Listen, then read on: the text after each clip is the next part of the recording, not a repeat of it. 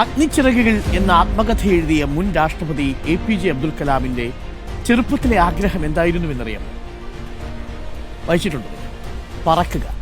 രാമേശ്വരം കടലിന് കുറുകെ പറക്കുന്ന കുറ്റികളെ കണ്ടാണ് ഈ ആഗ്രഹം അദ്ദേഹത്തിന്റെ മനസ്സിൽ ജനിക്കുന്നത്. സ്വപ്ന സാക്ഷാത്കാരത്തിനായി അബ്ദുൽ കലാം കഠിനാധ്വാനം തുടങ്ങി. മദ്രാസിലെ IIT-യിൽ നിന്ന് എയറോനോട്ടിക്കൽ എഞ്ചിനീയറിംഗിൽ ബിരുദം നേടി ഇന്ത്യൻ വ്യോമസേനയിൽ പൈലറ്റായി ചേരാനായിരുന്നു പദ്ധതി. 23-ാം വയസ്സിൽ വ്യോമസേനയുടെ പരീക്ഷകൾ പാസ്സായെങ്കിലും അഭിമുഖത്തിൽ പരാജയപ്പെട്ടു.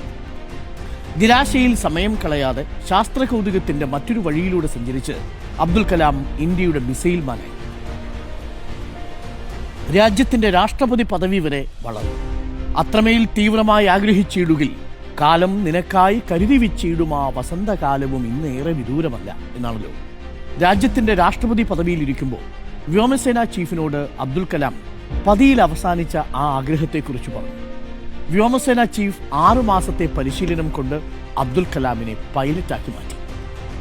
74-ാമത്തെ വയസ്സിൽ വ്യോമസേനയുടെ സുഖോയ് യുദ്ധവിമാനം പറത്തി അബ്ദുൽ കലാം ചരിത്രം സൃഷ്ടിച്ചു.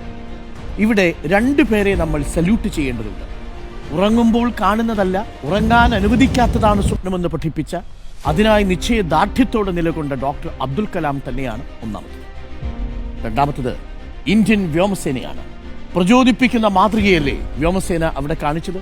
നമ്മുടെ ആകാശത്തിന്റെ കാവൽക്കാരാണ് ഇന്ത്യൻ എയർഫോഴ്സ്. ഓപ്പറേഷൻ സിന്ദൂർ അടക്കം വിജയകരമായി നടപ്പാക്കി ഇന്ത്യയുടെ അഭിമാനം കാത്തവർ. ഇന്ന് 93-ാമത് ദേശീയ വ്യോമസേനാ ദിനമാണ്. നഭസ്വർഷം ദീപ്തം, ആകാശത്തെ തൊടുന്ന കീർത്തി എന്നർത്ഥം വരുന്ന സംസ്കൃത വാക്യമാണ് ഇന്ത്യൻ വ്യോമസേനയുടെ ആപ്തവാക്യം. ആകാശം തൊടട്ടെ വ്യോമസേനയുടെ കീർത്തി.